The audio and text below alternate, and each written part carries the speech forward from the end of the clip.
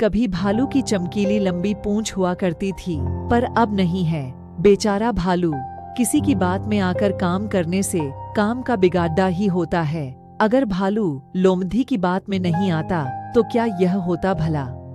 बहुत समय पहले भालू की लंबी एवं चमकदार पूंछ हुआ करती थी। भालू भाई को इस पर बड़ा गर्व था। वह सभी से पूछता था कि आज मेरी पूंछ कैसी लग रही है। अब कोई भालू से पंगा लेता क्या भला। उसकी बद्धी कदकाठी और पंजे देखकर हर कोई कहता, बहुत सुंदर, बहुत सुंदर। भालू इस पर फूला नहीं समाता। कहने वाले यह भी कह देते कि भालू की पूंछ से सुंदर किसी की पूंछ नहीं। बस भालू दिन भर अपनी पूंछ प्रशंसा सुनता रहता। एक बार ठंड के दिनों में कुछ ज्यादा ही ठंड पड़ी, इतनी कि झील और पोखर सब जम गए। शिकार ढूंढना भी मुश्किल हो गया। ऐसे में भालू अपनी सुंदर पूंछ लिए एक झील के पास से जा रहा था। तभी उसकी नजर वहां बैठी एक लोमधी पर पड़ी। लोमधी के पास मछलियों का ढेर लगा था। यह देखकर भालू के मुंह में पानी आ गया। लोमधी चालाक थी।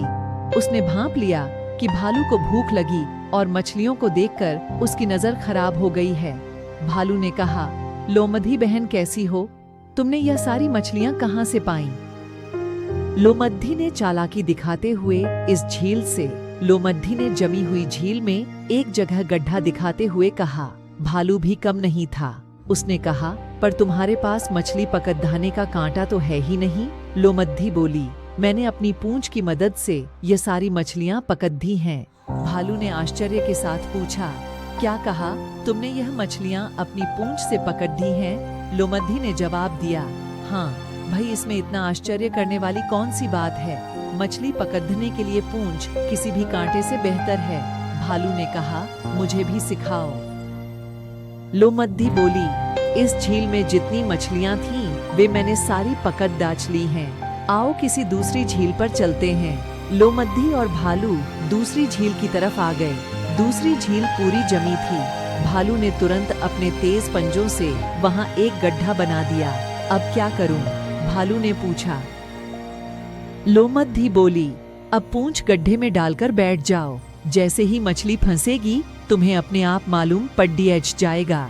पर हाँ, ज्यादा हिलना डुलना मत और सिर्फ मछली के बारे में सोचना।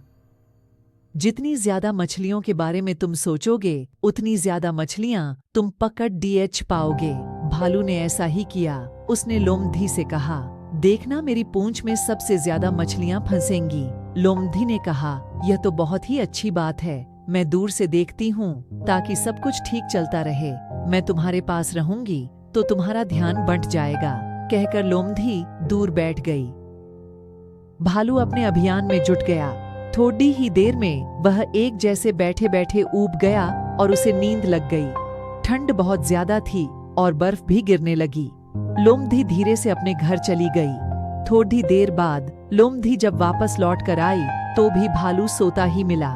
उसके शरीर पर बर्फ जम गई थी। काला भालू सफेद दिखने लगा। लोमधी को बहुत हंसी आई और इसके बाद उसने भालू को जगाया। भालू भाई, मैंने अभी एक मछली तुम्हारी पूंछ में फंसी देखी है। जल्दी उठो। भालू हड्डबडाकर उठ बैठा। उसने अपनी पूंछ गड्ढे से बाहर निकाली और देखा तो पूंछ थी ही नहीं। अरे, मेरी पूंछ कहाँ गई? मेरी सुंदर पूंछ कहाँ गई? उसने इधर उधर देखा तो उसे लोमधी हंसते हुए जाते दिखी। अब भालू की लंबी पूंछ की जगह छोटी सी पूंछ बची थी। भालू ने लोमधी को बहुत बुरा भला कहा। तब से भालू की पूंछ छोटी है। तब से लेकर आज तक भालू अपनी पूंछ को याद करके गुर्रा रहा है। जब भी भालू गुर्राता है तो समझो कि वह अपनी पूंछ को याद कर रहा है। इस दिन के बाद से लोमधी और भालू में बोलचाल भी बंद हो गई। भालू ने अपनी बेवकूफी से पूंछ गंवाई।